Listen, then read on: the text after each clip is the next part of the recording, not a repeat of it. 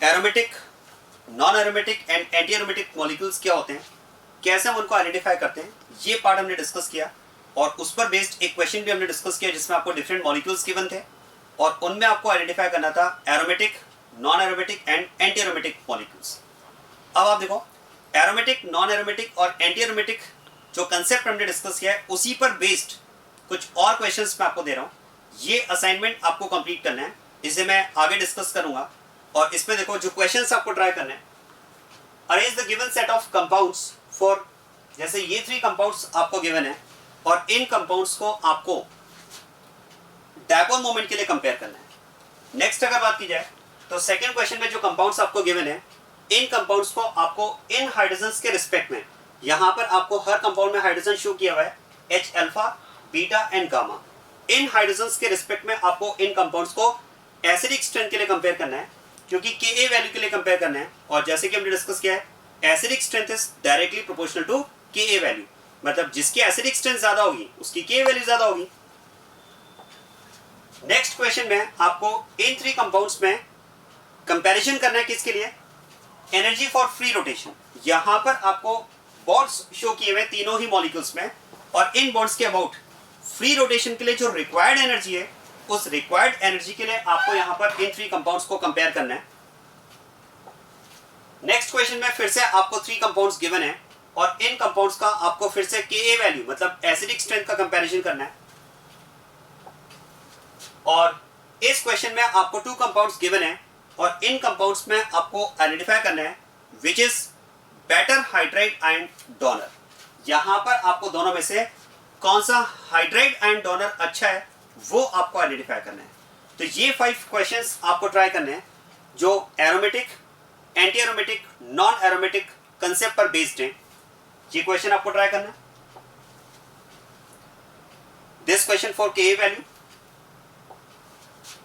this question for the energy required for free rotation about these indicated bonds, these compounds, comparison for their acidic strength Ka value, and these compounds are to be compared for their dipole moment। तो ये आपको कुछ और assignment में दे रहा हूँ, aromatic, non aromatic और anti aromatic concept जो हमने डिस्कस किया उस पर बेस्ड। और अब मैं नेक्स्ट टॉपिक स्टार्ट कर रहा हूँ और नेक्स्ट टॉपिक बहुत ही इंपॉर्टेंट है, टॉटोमेरिज्म। नेक्स्ट हम बात कर रहे हैं टॉटोमेरिज्म। टॉटोमेरिज्म आप सभी जानते हैं, tautomerism is a type of structural isomerism. Tautomerism की अगर बात की जाए तो it is a type of structural isomerism. अब टॉटोमेरिज्म को देखो, मैं कभी भी आइसोमेरिज्म वाले पार्ट में डिस्कस नहीं करता हूँ क्योंकि टॉटोमेरिज्म में GOC1 के कंसेप्ट्स यूज होते हैं, तो इसलिए टॉटोमेरिज्म को हमेशा मैं GOC1 के साथ में ही डिस्कस करता हूँ। तो टॉटोमेरिज्म वाला पार्ट स्टार्ट करते हैं। देखो, टॉटोमेरिज्म की अगर बात की जाए तो सबसे पहले तो हम कह सकते हैं it is a type of structural isomerism. आप ध्यान दीजिएगा,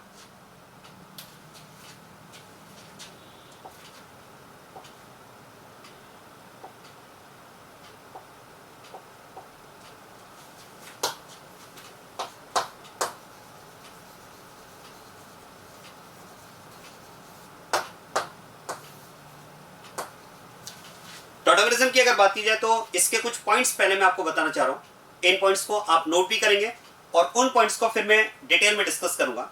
फर्स्ट पॉइंट हम बात करते हैं, it's a type of structural isomerism.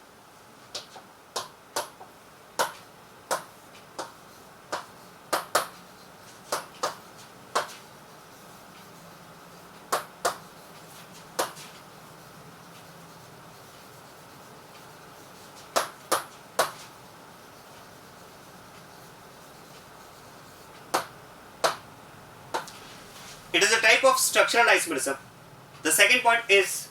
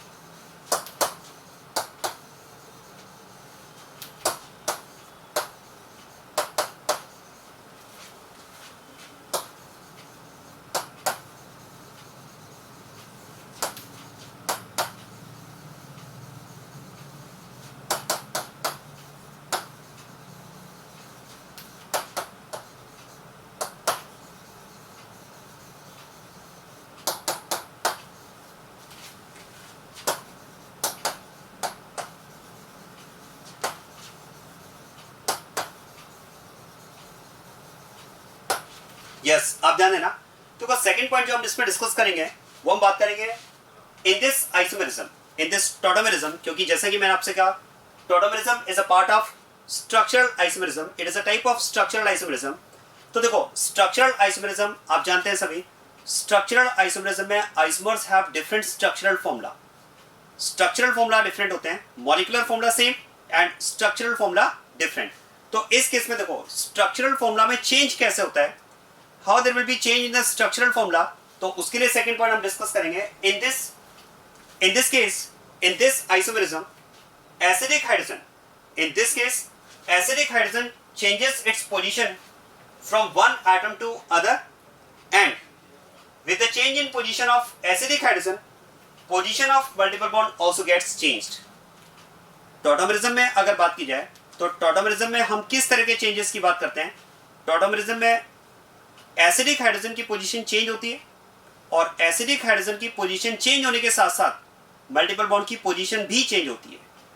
क्या ध्यान देना, पॉइंट क्या देखो, in this case, in this isomerism, in tautomerism acidic hydrogen changes its position from one atom to other atom, and with the change in position of acidic hydrogen position of multiple bond also gets changed. ये point भी हम detail में discuss करेंगे। Third point की अगर बात की जाए,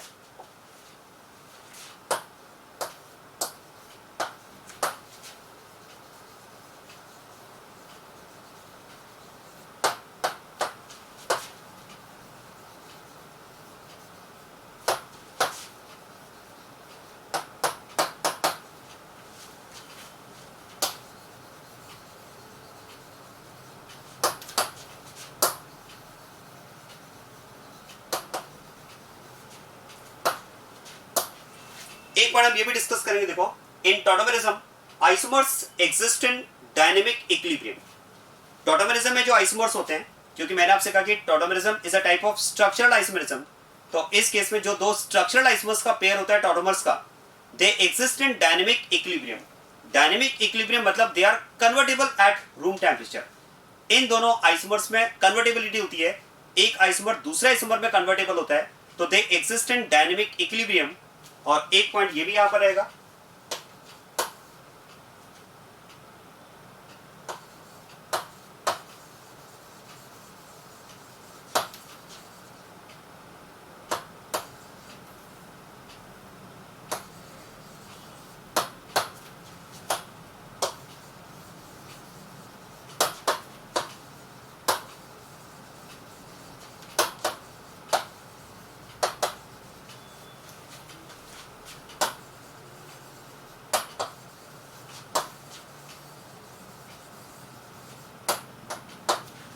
ध्यान दीजिएगा।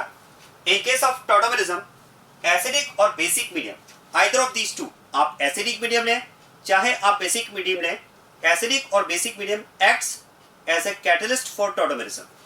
टॉटोमेरिज्म में आप ध्यान देना एसिडिक या बेसिक मीडियम जो होता है वो इसके लिए कैटलिस्ट का काम करता है। जैसे कि मैंने आपसे कहा कि टॉटोमेरिज्म में आइसोमर्स होते हैं वो डायनेमिक इक्विलिब्रियम में उनका एग्जिस्टेंस होता है, तो यहाँ पर जो इंटरकन्वर्टिबिलिटी है उसको ये स्पीड अप करता है। एक टॉटोमर का दूसरे टॉटोमर में जो कन्वर्जन की टेंडेंसी होती है वो यहाँ पर इंक्रीज होती है एसिडिक या फिर बेसिक मीडियम में। तो एसिडिक या बेसिक मीडियम जो होता है वो टॉटोमेरिज्म के लिए कैटलिस्ट का काम करता है। तो ये कुछ पॉइंट्स हैं जिनसे रिलेटेड हम बात करेंगे टॉटोमेरिज्म के लिए। अब आप ध्यान देना, देखो टॉटोमेरिज्म की अगर बात की जाए तो टॉटोमेरिज्म का जो की कंसेप्ट है, एक बात को समझ लेना, इस की कंसेप्ट को आप माइंड में रखना। अगर ये कंसेप्ट आपके माइंड में है तो टॉटोमेरिज्म से रिलेटेड क्वेश्चंस में आपको प्रॉब्लम नहीं होगी। आप ध्यान देना, whatever is there in tautomerism, it is due to acid based reaction। ध्यान देना टॉटोमेरिज्म में जो भी है वो एसिड बेस्ड रिएक्शन की वजह से। मैं रिपीट कर रहा हूं point, I am repeating the point, whatever is there in tautomerism, it is due to acid based reaction। बस ये कंसेप्ट अगर आप माइंड में रखते हैं, ये की कंसेप्ट अगर आप माइंड में रखते हैं तो टॉटोमेरिज्म में आपको बहुत ज्यादा प्रॉब्लम नहीं होने वाली है। देखो टॉटोमेरिज्म में अब मैं यहां पर डिस्कस कर रहा हूं, ये पॉइंट तो ठीक है, हम डायरेक्ट बात करते हैं कि स्ट्रक्चरल आइसोमेरिज्म में it is one of the type of structural isomerism. अब आप ध्यान देना, इन टॉटोमेरिज्म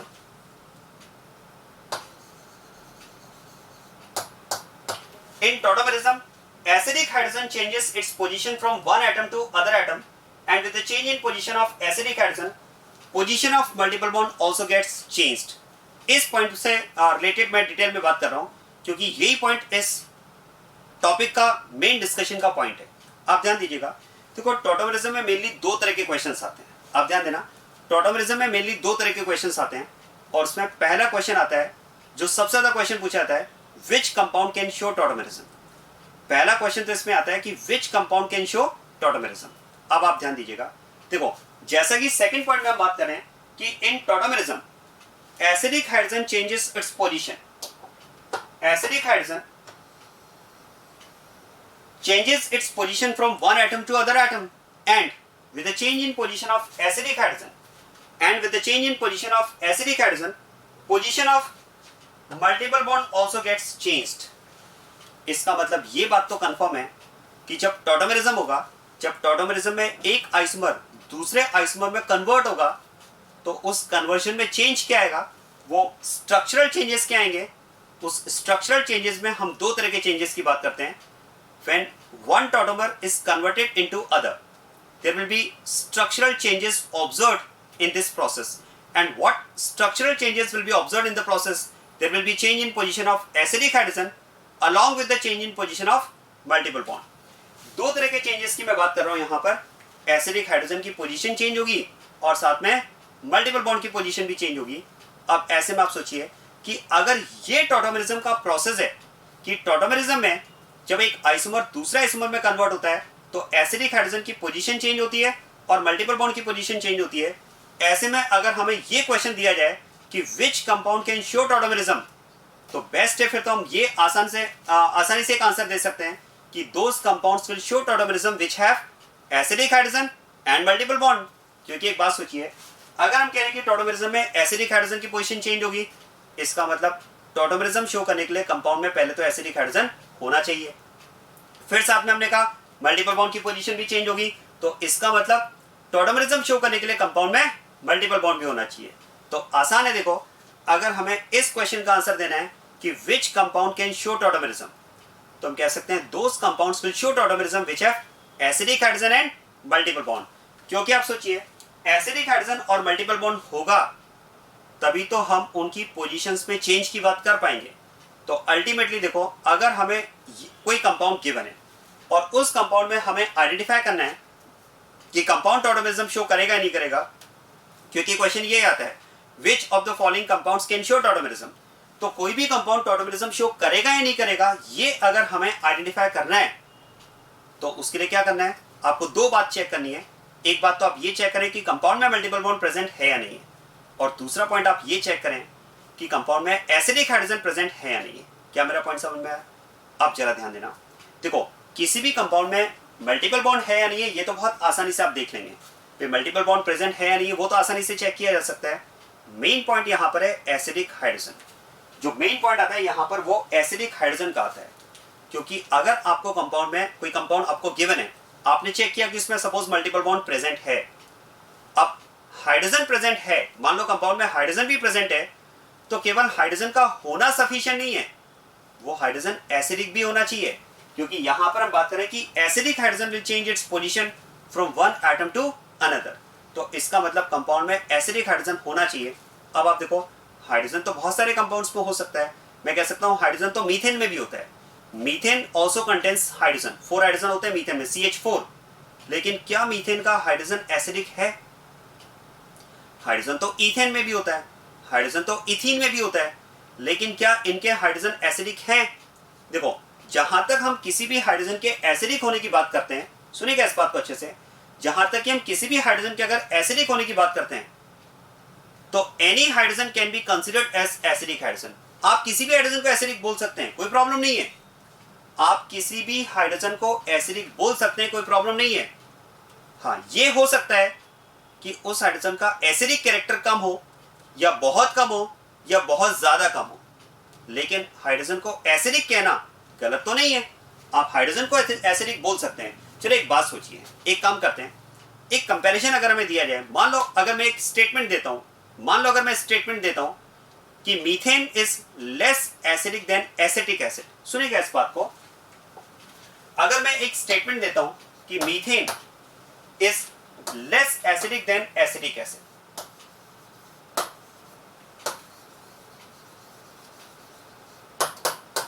अगर मैं मीथेन और एसिटिक एसिड में एसिडिक कैरेक्टर को कंपेयर करता हूं और मैं अगर ये स्टेटमेंट देता हूं कि methane is less acidic then acidic acid, I think इसमें आप में से किसी को भी कोई ऑब्जेक्शन नहीं होना चाहिए, क्योंकि ये बात सही है कि yes methane is less acidic then acidic acid.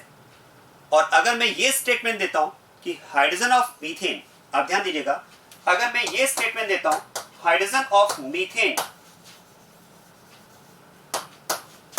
Is less acidic then hydrogen of acetic acid, अगर मैं ये स्टेटमेंट देता हूं कि hydrogen of methane is less acidic then hydrogen of acetic acid, तो आई थिंक इसमें भी किसी को डाउट नहीं होना चाहिए। ये बात भी सही है कि जो मीथेन का हाइड्रोजन है वो एसिटिक एसिड के हाइड्रोजन से लेस एसिडिक होता है। ये बात भी सही है। अब एक बात सोचिए, अगर मैंने ये स्टेटमेंट दे दिया कि hydrogen of methane is less acidic then hydrogen of acetic acid, इसका मतलब ये टर्म तो मैं इस मीथेन के हाइड्रोजन के लिए यूज कर ही रहा हूं ना। इसका मतलब ये टर्म तो मैं मीथेन के हाइड्रोजन के लिए यूज कर रहा हूं। मैंने कहा भाई मीथेन का जो हाइड्रोजन है वो लेस एसिडिक है as compare to hydrogen of acidic acid, तो मैंने इसका मतलब मीथेन के हाइड्रोजन के लिए भी एसिडिक वर्ड तो यूज कर लिया है। तो वास्तव में देखो, जहां तक एसिडिक टर्म यूज करने की बात है तो you can use the term acidic for any hydrogen atom, but the question is that hydrogen considerably acidic. Question यहां पर यह आता है कि क्या वो हाइड्रोजन कंसिडरेबली एसिडिक है या नहीं है, क्योंकि देखो हाइड्रोजन लेस या मोर अगर हम बात करें तो वो तो एक कंपैरेटिव है। हम मीथेन के हाइड्रोजन को किस कंपाउंड के हाइड्रोजन से कंपेयर कर रहे हैं वो कंपैरिजन है। तो यहां पर पॉइंट ये आता है कि अगर हमने कहा, ध्यान दीजिएगा, अगर मैं ये कहता हूं कि हमें टॉटोमेरिज्म के लिए एसिडिक हाइड्रोजन की रिक्वायरमेंट है, जैसा कि टॉटोमेरिज्म के लिए हम स्टेटमेंट दे रहे हैं कि टॉटोमेरिज्म में एसिडिक हाइड्रोजन अपनी पोजीशन चेंज करेगा और एसिडिक हाइड्रोजन की पोजीशन चेंज होने के साथ साथ मल्टीपल बॉन्ड की पोजीशन भी चेंज होगी। तो इस स्टेटमेंट का मतलब ये बात तो कंफर्म है कि for a compound to show tautomerism the compound must have multiple bond and it must have acidic hydrogen. Multiple bond है या नहीं है वो तो मैंने आपसे कहा, आप आसानी से देख सकते हैं, उसमें कोई प्रॉब्लम ही नहीं है। एसिडिक हाइड्रोजन है या नहीं है वो आपको देखना आना चाहिए। या ये कहा जाए कि हाइड्रोजन तो है बट उस हाइड्रोजन में कंसिडरेबल एसिडिक कैरेक्टर है या नहीं है वो आपको देखना आना चाहिए। या फिर ये कहा जाए कि टॉटोमेरिज्म के लिए जो रिक्वायर्ड एसिडिक हाइड्रोजन है उसमें जो टॉटोमेरिज्म के लिए रिक्वायर्ड एसिडिक कैरेक्टर है उतने सफिशिएंट एसिडिक कैरेक्टर उस प्रेजेंट हाइड्रोजन में है या नहीं है जो उस कंपाउंड में प्रेजेंट है। तो अब क्वेश्चन है कि हमें कैसे पता चलेगा कि जो कंपाउंड में प्रेजेंट हाइड्रोजन है वो एसिडिक है या नहीं है, या ये कहा जाए कि हमें कैसे पता चलेगा कि जो कंपाउंड में हाइड्रोजन प्रेजेंट है वो इतना एसिडिक है या नहीं है जो टॉटोमेरिज्म की रिक्वायरमेंट है। तो उसके लिए हमारे पास कुछ रेफरेंस है, उसके लिए हमारे पास कुछ कंडीशन है। आप ध्यान देना, एक कंपाउंड से एक जनरल कंपाउंड लेते हैं और उस जनरल कंपाउंड से मैं आपको एक्सप्लेन करता हूं ये बात।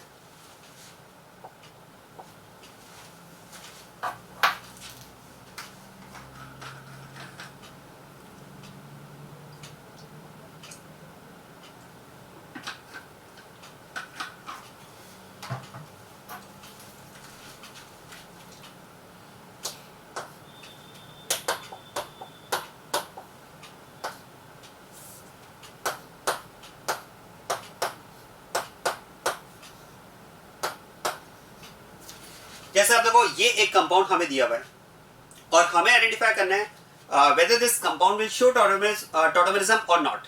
तो हमने कहा for a compound to show tautomerism there are two requirements। One of the requirement is presence of multiple bond। So is there any multiple bond in the compound?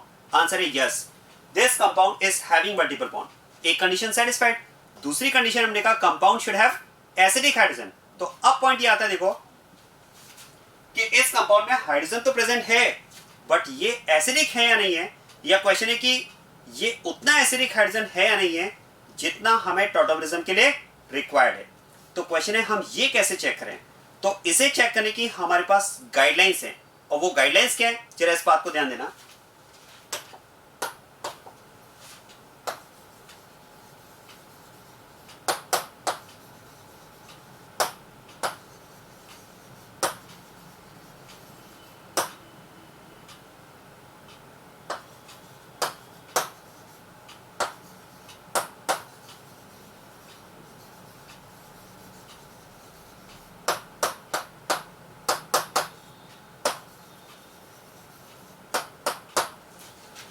Acidic hydrogen required for a hydrogen to participate in tautomerism. एक hydrogen में कितना acidic character होना चाहिए ताकि वो टॉडोमेरिज्म में participate कर पाए, इसकी कुछ गाइडलाइंस हमारे पास हैं। ध्यान देना, इसके लिए दो कंडीशंस हैं। हमें जो हाइड्रोजन एसिडिक हाइड्रोजन रिक्वायर्ड है फॉर इट्स पार्टिसिपेशन इन टॉडोमेरिज्म, उसके लिए पहली कंडीशन तो ये ध्यान देना, it's one of the condition is resonance in conjugate base. एक तो हम ये चाहते हैं कि हम उस हाइड्रोजन को टॉडोमेरिज्म के लिए रिक्वायर्ड एसिडिक हाइड्रोजन की कैटेगरी में रखेंगे जिस हाइड्रोजन के करस्पॉन्डिंग कॉन्जुगेट बेस में हमें रेजोनेंस मिले। तो रेजोनेंस इन कॉन्जुगेट बेस एक तो हमारी ये रिक्वायरमेंट है। This is one of the condition that will fulfil the requirement of hydrogen to have sufficient acidic character to show tautomerism. Second condition क्या है देखो,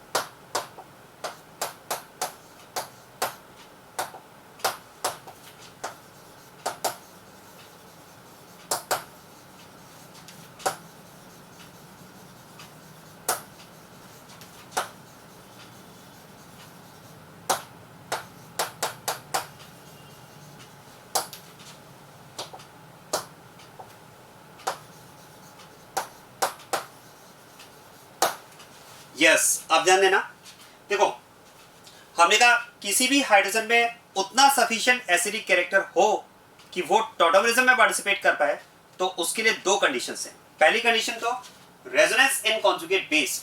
आप जिस हाइड्रोजन को चेक कर रहे हैं कि वो हाइड्रोजन टॉडोमेरिज्म के लिए रिक्वायर्ड एसिडिक हाइड्रोजन की कंडीशन को फुलफिल करता है या नहीं करता है, तो एक तो आपको उसके लिए चेक करना होगा कि उस हाइड्रोजन के जो करस्पॉन्डिंग कॉन्जुगेट बेस आपको मिलेगा, उस कॉन्जुगेट बेस में हमें रेजोनेंस मिलना चाहिए। और दूसरी कंडीशन क्या है देखो, दूसरी कंडीशन ये कि वो हाइड्रोजन जिस एटम से बॉन्डेड है, अगर मैं इस कंपाउंड के रिस्पेक्ट में बात करूं तो मैं कह सकता हूं कि यहां पर hydrogen is bonded with X, तो the atom to which hydrogen is bonded that is X, और the atom where negative charge is being transferred through resonance. जरा आप चेक करना, ध्यान देना, सुनिएगा इस बात को, मैं आपको कंडीशन को साथ साथ अप्लाई करके बताता हूं। हमने कहा भी ये हाइड्रोजन हमें चेक करना है कि इसमें टॉडोमेरिज्म के लिए जो रिक्वायर्ड एसिडिक हाइड्रोजन है वो सफिशिएंट एसिडिक कैरेक्टर है या नहीं है। तो उसके लिए एक कंडीशन तो हम क्या चेक करें, रेजोनेंस इन कॉन्जुगेट बेस। चलिए फिर ऐसा करते हैं, इसका कॉन्जुगेट बेस बनाते हैं।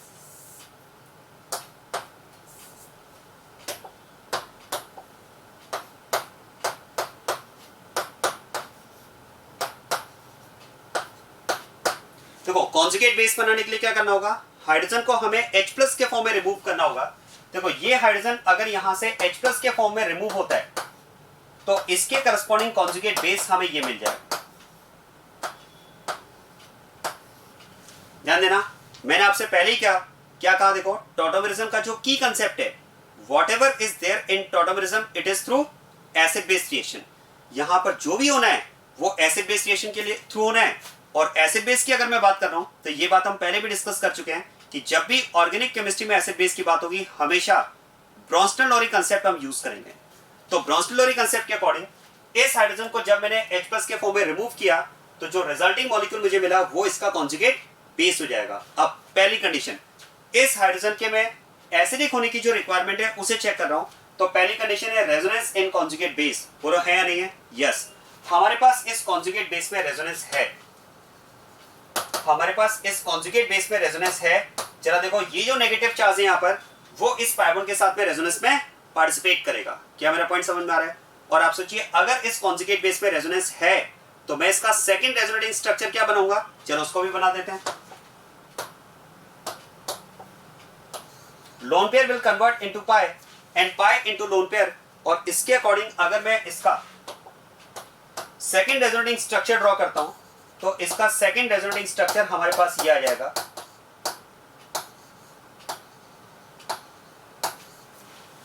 तो ध्यान देना, पहली कंडीशन हमारी रिक्वायरमेंट थी इसमें resonance in conjugate base, that is satisfied for this hydrogen. Second condition क्या है? The atom to which hydrogen is bonded, the atom to which hydrogen is bonded that is X, or the atom where negative charge is being transferred through resonance, or the atom where negative charge is being transferred through resonance that is Z। यहां पर negative charge resonance के through कहां पर transfer होने जा रहा है? Z पर होने जा रहा है। तो or the atom where negative charge is being transferred through resonance that is Z, out of these two atoms, which two atoms?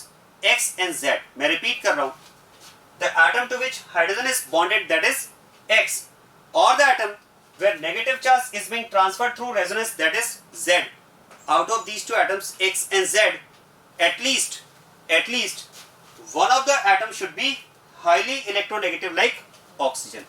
इस X या Z में से कम एक एटम तो हाईली इलेक्ट्रोनेगेटिव होना ही चाहिए लाइक ऑक्सीजन। एक बात सोचिए, अगर मैंने ये कहा कि हमें टॉटमरिज्म के लिए एसिडिक हाइड्रोजन की रिक्वायरमेंट है, तो जरा आप ध्यान देना, उस एसिडिक हाइड्रोजन के लिए जिन दो कंडीशंस की मैं बात कर रहा हूं, ये दो कंडीशंस, ये दोनों ही कंडीशंस हाइड्रोजन के एसिडिक होने को सपोर्ट करती हैं। कैसे? आप सोचिए, अगर मैंने पहली कंडीशन ये कहा कि हाइड्रोजन के कॉन्जुगेट बेस पे रेजोनेंस होना चाहिए, तो आप सोचिए अगर कॉन्जुगेट बेस पे रेजोनेंस होगा तो मतलब वो कॉन्जुगेट बेस रेजोनेंस के थ्रू स्टेबलाइज होगा, और कॉन्जुगेट बेस अगर रेजोनेंस के थ्रू स्टेबलाइज होगा तो हमने डिस्कस किया कॉन्जुगेट बेस जितना स्टेबल होगा रिस्पेक्टिव हाइड्रोजन उतना एसिडिक होगा।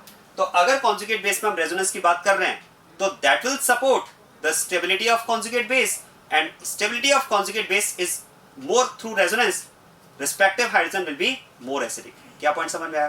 तो एक पॉइंट, अगर मैंने कहा कि कॉन्जुगेट बेस में रेजोनेंस होना चाहिए तो इसलिए क्योंकि कॉन्जुगेट बेस में अगर रेजोनेंस होगा तो कॉन्जुगेट बेस रेजोनेंस के थ्रू स्टेबलाइज होगा, और कॉन्जुगेट बेस अगर स्टेबल होगा तो रिस्पेक्टिव हाइड्रोजन एसिडिक होगा। दूसरा मैंने क्या कहा कि हाइड्रोजन जिस एटम से बॉन्डेड है मतलब X, तो आप सोचिए जब हाइड्रोजन यहां से H+ के फॉर्म में रिलीज होगा तो नेगेटिव चार्ज कहां पर आएगा? X पर आएगा, और वो रेजोनेंस के थ्रू कहां पर ट्रांसफर होगा? Z पर होगा। और मैंने अगर ये कहा कि X और Z में से कम एक एटम तो हाईली इलेक्ट्रोनेगेटिव होना चाहिए, तो आप सोचिए अगर X और Z में से at least one of the atom is highly electronegative like oxygen, तो क्या मैं कह सकता हूं मोर En पर नेगेटिव चार्ज क्योंकि मोर स्टेबल होता है, और मोर En पर नेगेटिव चार्ज क्योंकि मोर स्टेबल होता है। तो आप सोचिए कि X या Z में से अगर एक भी एटम, मैंने कहा कि एटलीस्ट कम से कम एक एटम तो हाईली इलेक्ट्रोनेगेटिव होना ही चाहिए ताकि जो कॉन्जुगेट बेस में नेगेटिव चार्ज मिले वो हाई En पर मिले, और कॉन्जुगेट बेस में अगर नेगेटिव चार्ज हाई En पर होगा तो कॉन्जुगेट बेस स्टेबल होगा, क्योंकि हाई En पर नेगेटिव चार्ज होना भी तो स्टेबिलिटी का फैक्टर है ना, तो उसके थ्रू भी कॉन्जुगेट बेस स्टेबल होगा।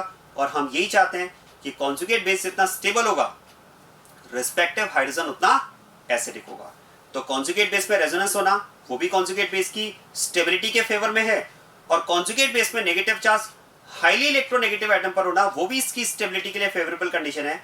और इसीलिए हम बात करते हैं कि अगर कॉन्जुगेट बेस इतना स्टेबल है जो इन दो कंडीशंस को फुलफिल करता है तो respective hydrogen will have sufficient acidic character that is required for hydrogen to participate in tautomerism. क्या पॉइंट समझ में आया? अगर कोई हाइड्रोजन का कॉन्जुगेट बेस इन कंडीशंस को फुलफिल करता है तो फिर आप मानकर चलें कि उस हाइड्रोजन में इतना सफिशिएंट एसिडिक कैरेक्टर है कि वो हाइड्रोजन टॉटमरिज्म में पार्टिसिपेट कर पाएगा। क्या बात समझ में आ गई? अगर ऐसा हाइड्रोजन कंपाउंड में आपको मिल जाए along with multiple bond, तो the compound having multiple bond with this type of acidic hydrogen will show tautomerism। क्या बात समझ में आई है? नहीं है? क्लियर हो रही बात ये? चलो मैं आपको एग्जांपल से समझाता हूं, सुनिए।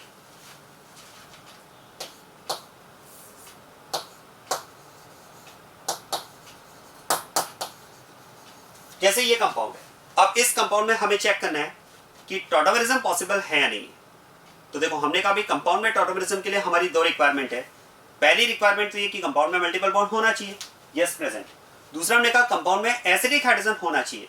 बोले हाइड्रोजन तो है इसमें, लेकिन वो एसिडिक है या नहीं है, या क्वेश्चन है कि जो हाइड्रोजन प्रेजेंट है वो टॉटोमेरिज्म के लिए जो रिक्वायर्ड एसिडिक हाइड्रोजन है उसकी कंडीशन को फुलफिल करता है नहीं करता है। ये कैसे चेक करोगे?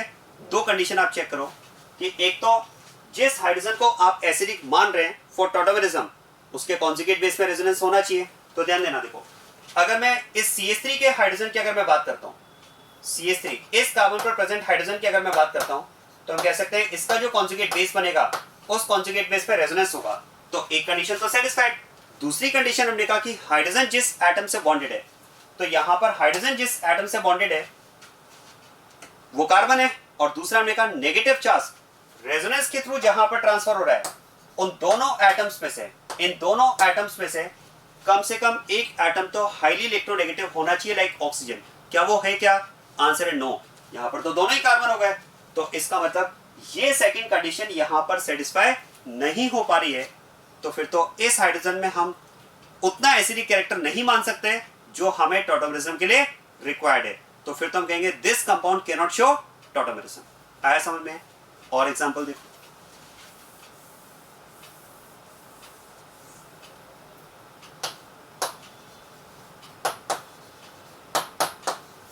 ये कंपाउंड सपोज आपको दिया है, चलिए चेक करते हैं। देखो मल्टीपल बॉन्ड की रिक्वायरमेंट यस वो यहां पर फुलफिल हो रही है, मल्टीपल बॉन्ड प्रेजेंट है। सेकेंड हमने कहा presence of acidic hydrogen, check करते हैं। देखो CH3 के हाइड्रोजन की अगर मैं बात करता हूं तो ध्यान देना इस हाइड्रोजन के करस्पॉन्डिंग कॉन्जुगेट बेस की अगर बात की जाए तो यस कॉन्जुगेट बेस में रेजोनेंस है, पहली कंडीशन सेटिस्फाइड। दूसरी कंडीशन हमने कहा कि जिस एटम से हाइड्रोजन बॉन्डेड है,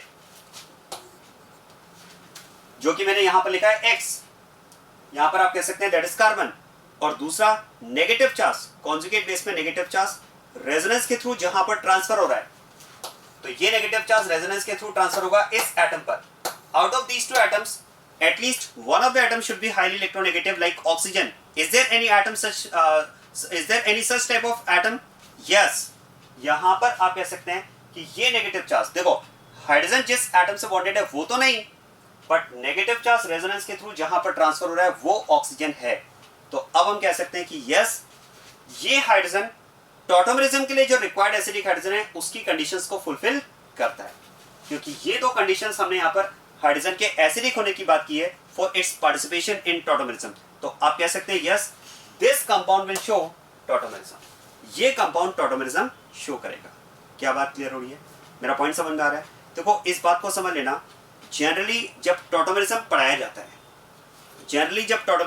जाता है तो एक सिंपल सा कंडीशन दे दी जाती है कि those aldehyde and ketone which have alpha hydrogen show tautomerism. आप बात समझना, देखो ये जो मैं लॉजिकल पार्ट आपको पढ़ा रहा हूं ना, जो कंसेप्चुअल पार्ट है, ये कंसेप्चुअल पार्ट एक जनरल पार्ट है, एक जनरल कंसेप्ट है जिससे आप किसी भी कंपाउंड में टॉटोमेरिज्म की कंडीशन को आसानी से चेक कर पाएंगे। अदरवाइज एक आसान तरीका ये भी होता है कि डायरेक्ट आपको बोल दिया जाए, डायरेक्ट आपको लिखवा दिया जाए कि those aldehyde and ketones which have alpha hydrogen show tautomerism. देखो इससे आप सारे क्वेश्चंस नहीं कर पाएंगे। इवन ऐसा भी पॉसिबल है कि there is no alpha hydrogen in aldehyde और ketone but still it is showing tautomerism, still उस कंपाउंड में टॉटोमेरिज्म है। और ऐसा भी हो सकता है कि alpha hydrogen is present in aldehyde और ketone but the compound can not show tautomerism. तो इसलिए इस कंडीशन को अगर आपने पढ़ा है अभी तक कभी भी, या कुछ बुक में अगर आपको ऐसा मिल जाए कि which compound will show tautomerism, बोले आसान है those aldehyde and ketone which have alpha hydrogen will show tautomerism, इस कंडीशन को याद करना सफिशिएंट नहीं है इस टॉपिक के लिए। तो बिल्कुल कंसेप्चुअल चलेंगे ताकि एक जनरल कंसेप्ट अगर आपके माइंड में होगा, तो देखो जनरल कंसेप्ट अगर आपको उसका लॉजिकल पार्ट पता है ना, उसका की कंसेप्ट अगर आपको पता है, तो कंपाउंड याद में रखने की जरूरत नहीं कि एल्डिहाइड या कीटोन, आपके सामने जो भी कंपाउंड आ जाए आप तो बस उसमें कंडीशन चेक करो, अपने आप आपको समझ में आएगा कि कंपाउंड टॉटोमेरिज्म शो करेगा या फिर नहीं करेगा। चलिए इसी में मैं आपको और एग्जांपल बताता हूं। देखो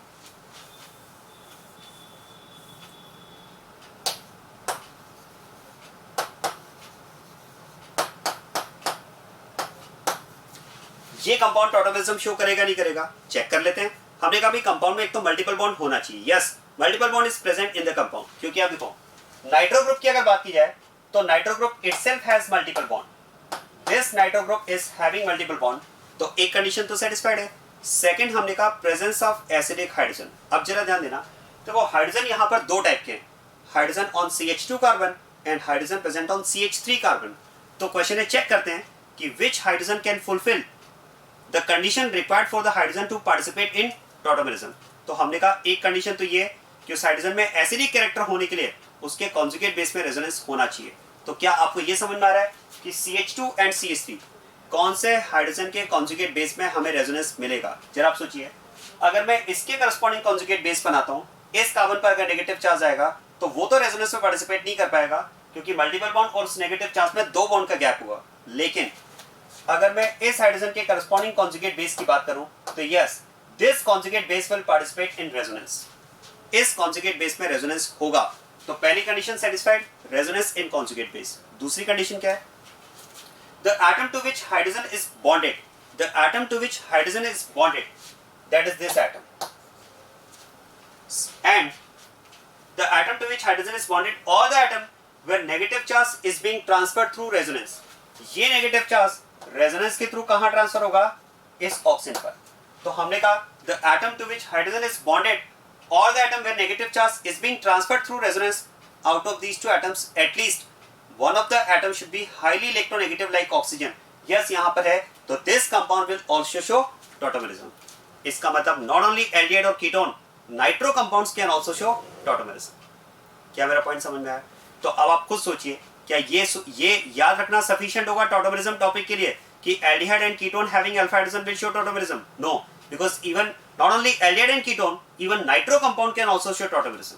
क्या बात समझ में आ रही है? तो कंसेप्चुअल चलो, जितना आप कंसेप्चुअल पढ़ाई करेंगे आपको अप्लाई करने में प्रॉब्लम नहीं होगी। क्वेश्चंस में अगर चेंजेस होते हैं तो आपको कभी भी दिक्कत नहीं होगी, आप हर तरह के क्वेश्चन को आसानी से अटेम्प्ट कर पाएंगे।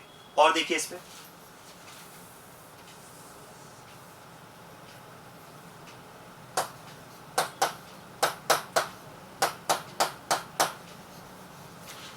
suppose this compound amide is given to you and the question is whether this compound will show tautomerism or not. The answer is yes, this compound will also show tautomerism. How is it? One of the requirement is presence of multiple bond. This compound is having multiple bond, and the second requirement is presence of acidic hydrogen. Now, which hydrogen of this compound can fulfill the requirement of a hydrogen to be acidic to participate in tautomerism? तो it is NH2 hydrogen. ध्यान देना, अगर मैं इस hydrogen की बात करूं तो ये हाइड्रोजन जो टॉटोमेरिज्म के लिए रिक्वायर्ड हाइड्रोजन है उसकी कंडीशन को फुलफिल करता है। कैसे? आप देखो, अगर मैं इस हाइड्रोजन के करस्पॉन्डिंग कॉन्जुगेट बेस बनाता हूं तो पहली रिक्वायरमेंट है resonance in conjugate base. Yes, it is present, आपको इस कॉन्जुगेट बेस में रेजोनेंस मिल जाएगा। दूसरी requirement, the atom to which hydrogen is bonded, that is nitrogen in this compound, or the atom where negative charge is being transferred through resonance, that is oxygen in this compound. Out of these two atoms, at least one of the atoms should be highly electronegative like oxygen. Yes, it is present. The negative charge will be transferred through resonance on oxygen. तो यहाँ पर भी tautomerism के लिए जो acidic hydrogen की requirement है वो फुलफिल हो रही है। तो yes, this compound will also show tautomerism. तो देखो फिर से मैंने क्या कहा, केवल एल्डिहाइड एंड कीटोन ही नहीं, नाइट्रो कंपाउंड में भी हमने टॉटोमेरिज्म की बात की, इवन अमाइड में भी हम टॉटोमेरिज्म की बात कर रहे हैं। और एग्जांपल बताता हूं मैं आपको।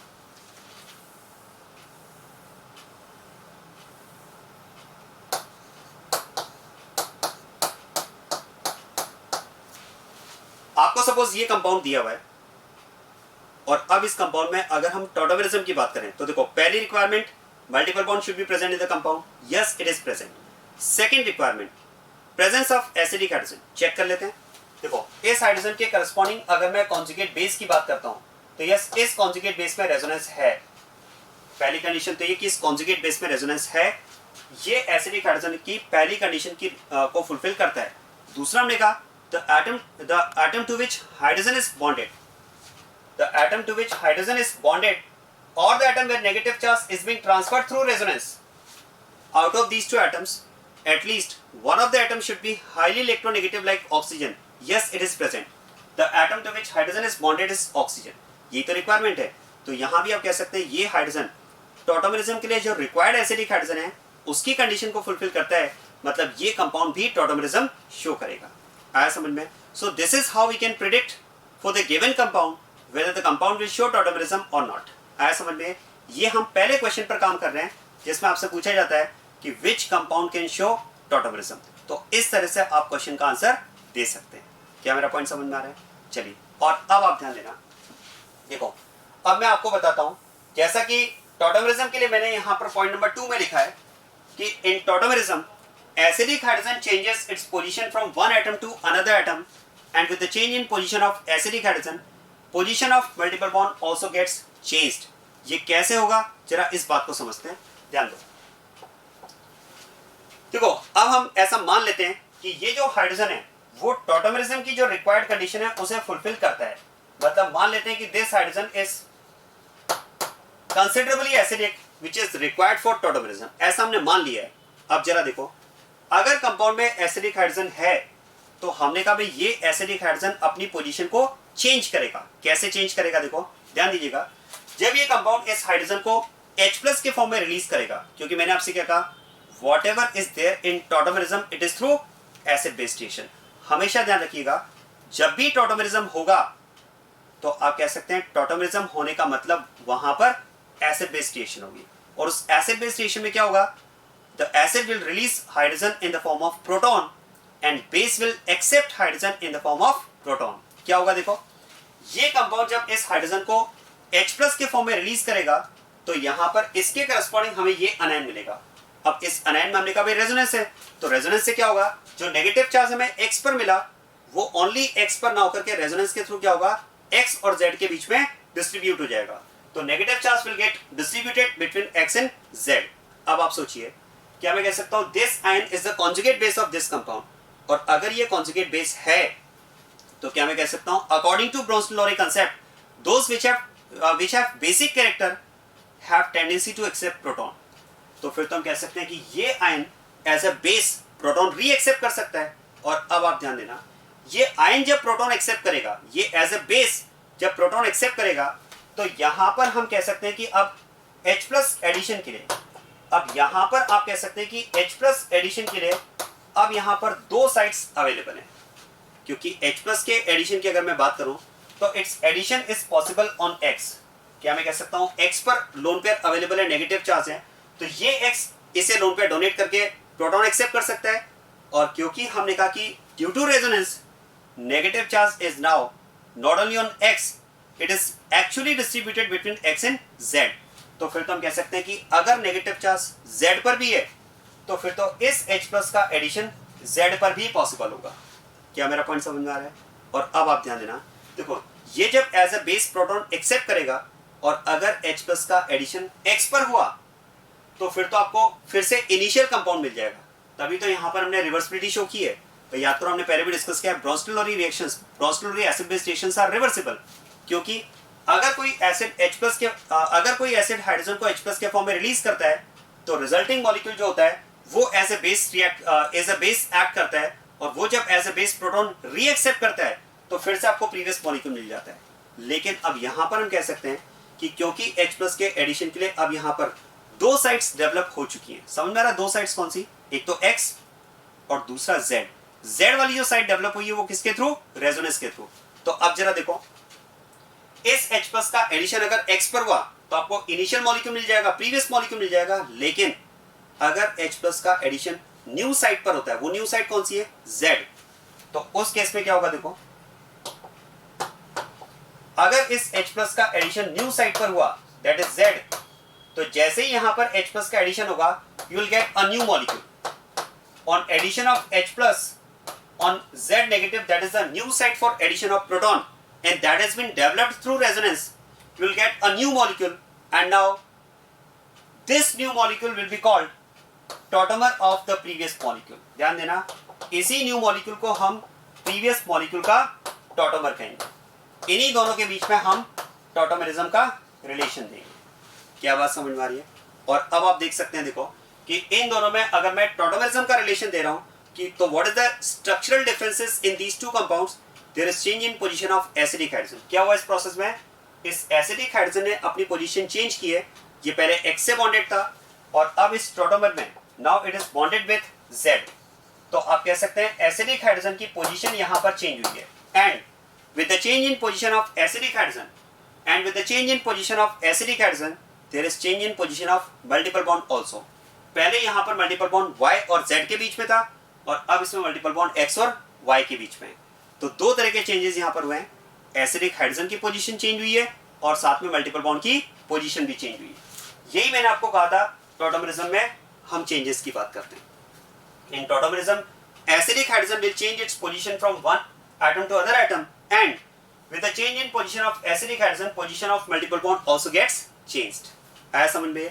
तो ये टॉटोमरिज्म की कंडीशन आप देख सकते हैं। यहां पर इन दोनों में हमने टॉटोमरिज्म का रिलेशन दिया है, जहां पर हाइड्रोजन, एसिडिक हाइड्रोजन और मल्टीपल बॉन्ड की पोजीशन में चेंज हुआ है। और ये चेंज किसके थ्रू हुआ?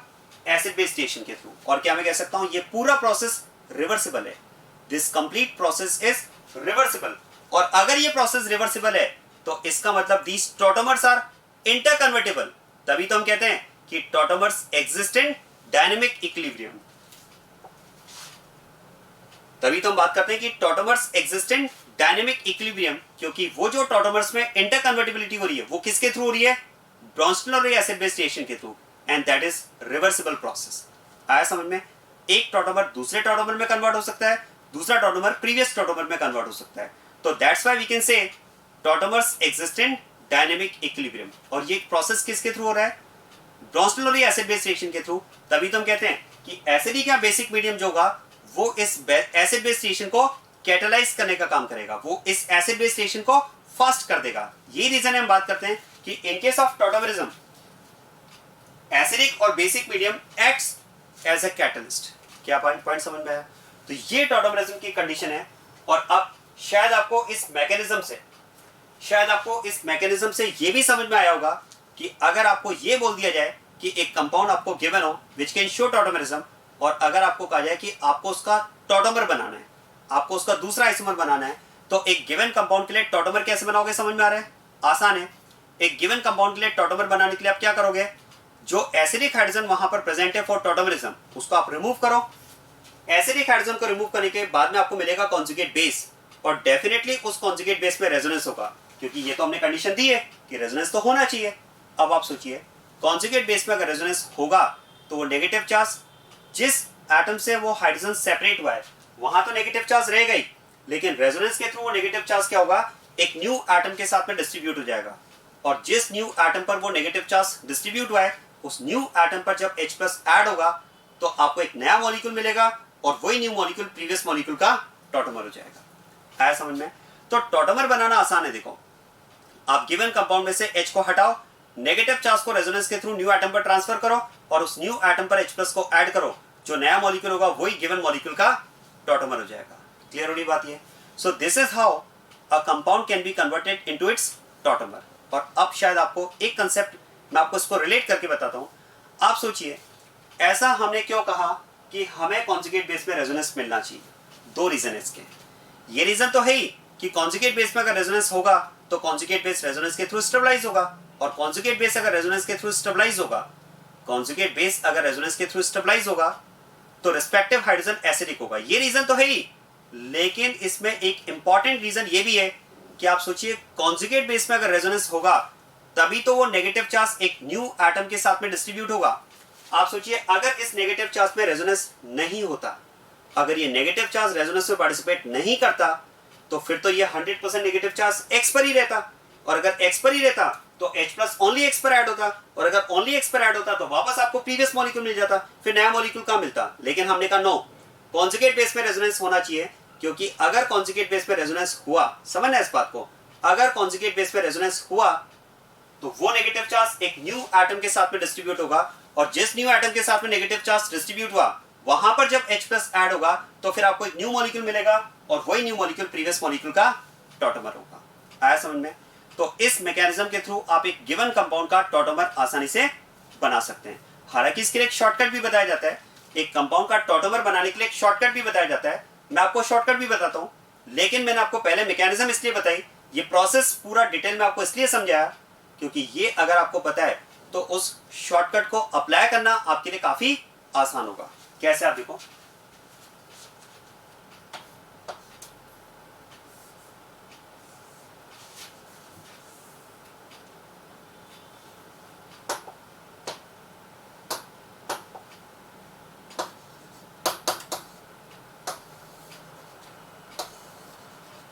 यस, अब आप ध्यान देना, मैं शॉर्टकट आपको अप्लाई करके बताता हूँ। देखो हमारे पास जो कंपाउंड हमें गिवन है वो कंपाउंड हमें ये गिवन है,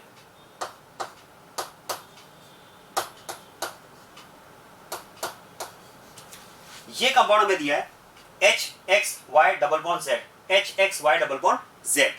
और अगर हमें इसका टॉटोमर बनाना है, अगर हमें इसका टॉटोमर बनाना है तो देखो एक तरीका तो जो कंसेप्ट मैंने आपको बताया, अगर आप मैकेनिज्म अप्लाई करोगे तो कंसेप्ट में तो कोई दिक्कत ही नहीं है। आप इस H प्लस को रिमूव करो, X पर आपको नेगेटिव चार्ज मिलेगा, उस नेगेटिव चार्ज को रेजोनेंस के थ्रू Z पर ट्रांसफर करो, और Z पर जब आपको नेगेटिव चार्ज मिले तो वहां पर H प्लस को ऐड करके आप नया मॉलिक्यूल बनाओ, वही न्यू मॉलिक्यूल प्रीवियस मॉलिक्यूल का टॉटोमर हो जाएगा। ये तो ठीक है, मैकेनिस्टिक अप्रोच हो गई। शॉर्टकट की अगर मैं बात करूं तो ध्यान दीजिएगा, शॉर्टकट में कई बार आपको ये भी बता दिया जाता है कि इन केस ऑफ टॉटोमरिज्म,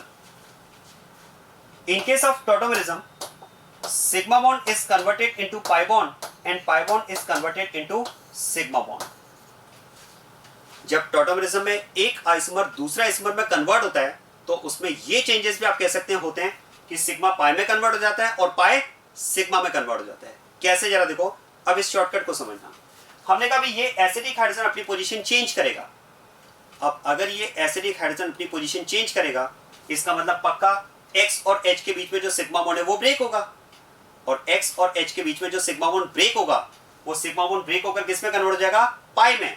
तो यहां पर आपको क्या करना है, देखो ये जो H और X के बीच में सिग्मा बॉन्ड है, इस सिग्मा को आप यहां पर शिफ्ट कर दो एज ए पाई बॉन्ड। इस सिग्मा को तो हम क्या बना देंगे, पाई बॉन्ड बना देंगे। और अब ये H यहां से सेपरेट होकर जाएगा कहां पर, भाई हमने कहा ना acidic hydrogen will change its position from one atom to other atom, तो ये H जाएगा कहां पर, आंसर ये H जाएगा Z पर। अब ये समझ में आ रहा है कि Z पर ही क्यों जाएगा, Y पर क्यों नहीं। कंसेप्ट जरा सोचिए कि X पर जो नेगेटिव चार्ज आएगा वो रेजोनेंस के थ्रू Z पर ही तो ट्रांसफर होगा, Y पर नहीं हो रहा है, तो H कहां जाएगा, Z पर। शायद कंसेप्ट से आपको समझ में आ रहा होगा। अब आप सोचिए अगर H और X के बीच में सिग्मा बॉन्ड ब्रेक होगा तो वो सिग्मा तो कन्वर्ट हो जाएगा पाई में, और ये H अगर Z पर जाएगा तो जब H Z के साथ बॉन्ड बनाएगा तो कौन सा बॉन्ड बनाएगा, सिग्मा। और वो सिग्मा बॉन्ड कहां से आएगा, तो सिग्मा बॉन्ड आएगा पाई से। तो क्या Z के पास कोई पाई बॉन्ड है क्या, यस, Z के पास पाई बॉन्ड है। उस पाई बॉन्ड को आप कन्वर्ट कर दो H और Z के सिग्मा बॉन्ड के लिए, तो Z पर जो पाई बॉन्ड था वो तो कन्वर्ट हो जाएगा सिग्मा में, और ये सिग्मा बॉन्ड कन्वर्ट हो जाएगा पाई में। तो देखो आप ध्यान देना, अब मैं यहां पर X और Y के बीच में डबल बॉन्ड शो करूंगा, क्योंकि इस सिग्मा बॉन्ड को मैंने यहां पर as a pi bond shift कर दिया है, तो सिग्मा तो पाई में कन्वर्ट हो गया। और अगर हम कह रहे हैं कि H अपनी पोजीशन चेंज करके Z के पास जाएगा, तो H जब Z के पास जाएगा तो Z के साथ सिग्मा बॉन्ड बनाएगा, और वो सिग्मा बॉन्ड कहां से आएगा, पाई से। तो क्या Z के पास पाई बॉन्ड है, यस, जो Z के पास पाई बॉन्ड है वही पाई बॉन्ड यहां पर कन्वर्ट हो जाएगा किसमें, सिग्मा में। जरा देखो यही तो मॉलिक्यूल बना आपके पास में, यही तो एक नया मॉलिक्यूल मिला आपको। तो ये एक शॉर्टकट तरीका हो सकता है एक टॉटोमर को दूसरे टॉटोमर में कन्वर्ट करने के लिए।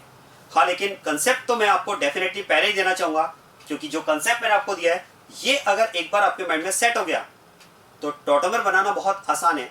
H प्लस को रिमूव करो, नेगेटिव चार्ज को रेजोनेंस के थ्रू न्यू एटम पर ट्रांसफर करो, और जिस एटम पर आपने नेगेटिव चार्ज को ट्रांसफर किया उस अनायन में H प्लस न्यू एटम पर ऐड करके आप नया मॉलिक्यूल बनाओ, वही गिवन मॉलिक्यूल का टॉटोमर हो जाएगा। So this is the concept of tautomerism. और शायद आपको समझ में आया होगा कि अगर आपसे ये कहा जाए कि विच कंपाउंड कैन शो टॉटोमरिज्म, तो आप उसका आंसर आसानी से दे सकते हैं। क्लियर बात ये। चलिए इस पर फिर एक क्वेश्चन मैं आपको देता हूं, और उस क्वेश्चन में आपको बताना है गिवन मॉलिक्यूल्स में से कौन कौन सा मॉलिक्यूल टॉटोमरिज्म शो कर सकता है। तो टॉटोमरिज्म के लिए जिस क्वेश्चन पर हमने आज काम किया है उस क्वेश्चन के लिए मैंने आपसे कहा कि ये क्वेश्चन आपसे पूछा जाता है विच कंपाउंड कैन शो टॉटोमरिज्म, और उसके लिए जैसे कि मैंने आपको कंडीशंस बताई, the compound should have multiple bond along with acidic hydrogen. और एसिडिक हाइड्रोजन को कैसे चेक करना है वो भी मैंने आपको तरीका बताया। कॉन्जुगेट बेस में रेजोनेंस होना चाहिए, और नेगेटिव चार्ज जिन एटम्स में रेजोनेंस के थ्रू डिस्ट्रीब्यूट हुआ है at least one of the atom should be highly electronegative like oxygen. चलिए तो उसी पर बेस्ड क्वेश्चन जो आपको ट्राई करना है, which of the following compounds can show tautomerism, और उसमें ये कंपाउंड्स आपको कुछ दिए हुए हैं, इन्हें आपको ट्राई करना है।